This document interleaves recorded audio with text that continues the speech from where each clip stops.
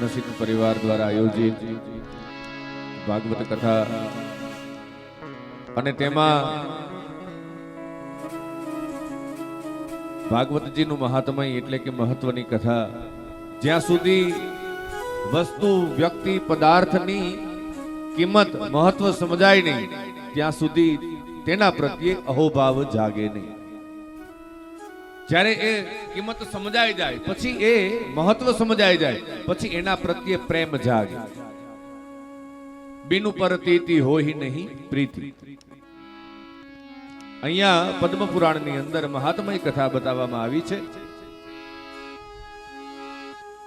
6 અધ્યાયની અંદર સુંદર મજાની કથા છે કે સુકામે. એમાં બપોર સુધીની ચર્ચા એ હતી કે નારદજી નીકળ્યા અને એમાં ભક્તિના 2 દીકરા છે, જ્ઞાન અને વૈરાગ્ય. ગંગાજીની કિનારે કથા થઈ. ભક્તિ, જ્ઞાન અને વૈરાગ્ય ત્રણેય કીર્તન કરતા કરતા એવા સાક્ષાત શ્રી હરિએ વરદાન આપ્યું કે જ્યાં જ્યાં ભાગવત કથા થતી હોય ત્યાં કોઈને કોઈ સ્વરૂપ ધારણ કરી અવશ્ય હું આવીશ અને એ યજમાન પરિવારનો મનોરથ હું સિદ્ધ કરીશ. ત્યાર પછી તુંગભદ્રા નદીની કિનારે એક આત્મદેવ નામનો બ્રાહ્મણ રહે છે. જોજો આ ભાગવત કથા શું કામ. આપણે ઘણી વખત એક વસ્તુની આપણને બધાને ખબર છે, આમાં મોટી ઉંમરના વડીલો બેઠા એમને ખ્યાલ હશે કે ગોરદાદાને આપણે જ્યારે કોઈ એવા ઘરની અંદર કોઈ ગુજરી જાય એટલે પૂછે કે દાદા અમારે 3 દીકરા છે એમાંથી વચલો દીકરો બેસે તો ચાલે. એટલે ગોરદાદા શું કે ખબર કે ભાઈ વચલો દીકરો નહીં ચાલે. ખબર છે શું કામ નો ચાલે? આપણે પછી શું આપણે ગોરદાદાને એમ કે દાદા વાંધો નહીં ચાલો તો કયો દીકરો બેસે કે કામ મોટો ને કા નનકડો, વચલો નહીં. ત્યાં આપણે વાતને પૂરી કરી નાખી કારણ કે આપણી કોઈ જિજ્ઞાસા છે જ નહીં. આની પાછળની એક કથા છે.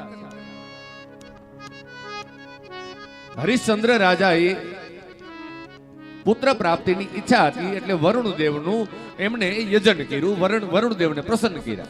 વરુણ દેવે આશીર્વાદ આપ્યા અને કીધું કે તારે ત્યાં દીકરાનો જન્મ તો થશે, પણ એ દીકરાનો જન્મ થાય ને પછી તારે એ દીકરાથી મારું યજન કરવાનું, એટલે કે એ દીકરો તારે મને આપી દેવાનો. હરિશ્ચંદ્ર રાજાએ કીધું કે કાંઈ છે જ નહીં, એના કરતા દીકરો આવે તો આપી દેશું, એમાં કઈ મોટી વાત છે. પણ આ બધું ન હોય ને ત્યારે મમતા નથી હોતી, પણ આ બધું આવી જાય ને પછી તો મમતા બહુ વધે, બહુ વધે. આ બધા લોભ છે.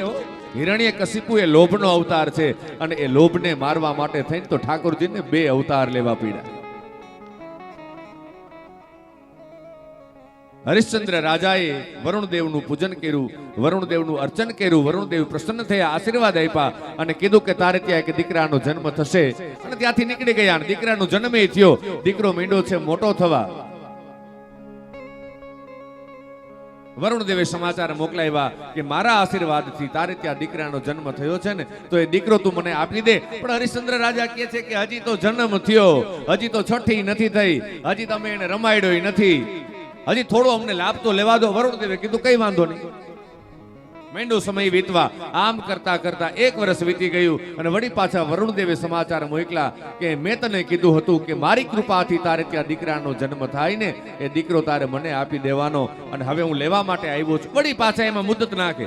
હરિશ્ચંદ્ર રાજાએ કીધું કે હજી તો માત્ર 1 વર્ષનો થયો છે, બહુ નાનો છે, હજી મને થોડો રમાડી લેવા દો, હજી એને મારી પાસે રહેવા દો. આમ કરતા કરતા કરતા ઘણો બધો સમય વીતી ગયો અને એમાં નારદજી આવ્યા છે. નારાયણ નારાયણ નારાયણ કરતા કરતા એ નારદજી નું આવું અને હરિશ્ચંદ્ર રાજાએ પૂછ્યું કે બાપજી આવી એક સમસ્યા છે, શું કરું? દીકરો મારે આપી દેવાનો છે, પણ મારે દીકરો દેવો નથી.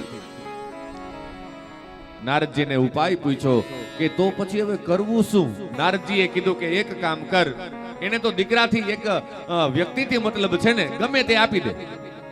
હરિશ્ચંદ્ર રાજાએ જાહેરાત કરી, જે કોઈ પોતાનો દીકરો આપશે ને એને જેટલી માગે ને એટલી સંપત્તિ હું એમને આપીશ.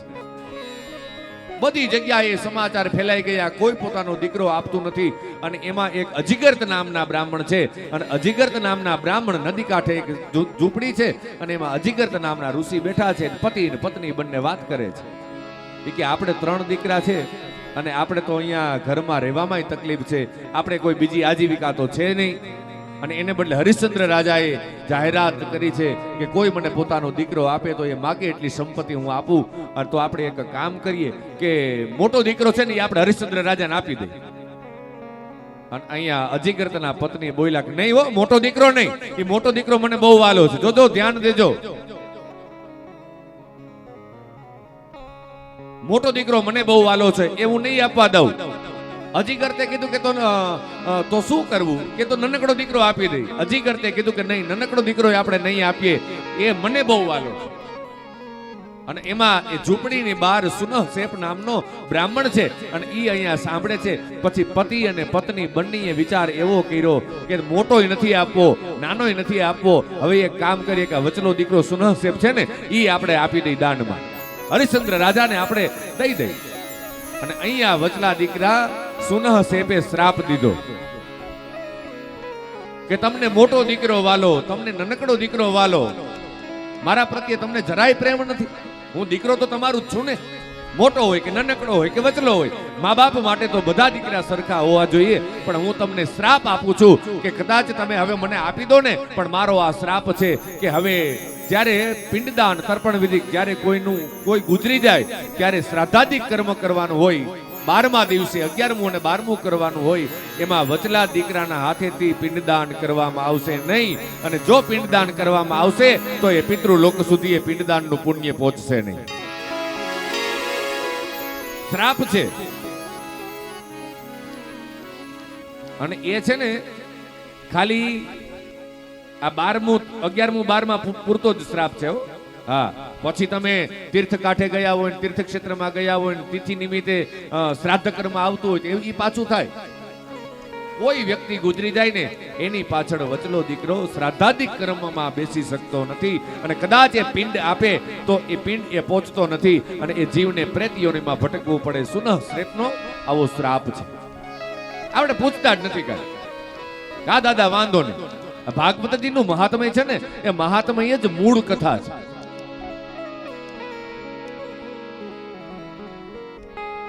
તુંગભદ્રા નદીનો કિનારો, તુંગભદ્રા એટલે માનવ શરીર, એમાં આત્મદેવ નામનો બ્રાહ્મણ રહે છે. આ માનવ શરીરની અંદર એક આત્મા રહે છે.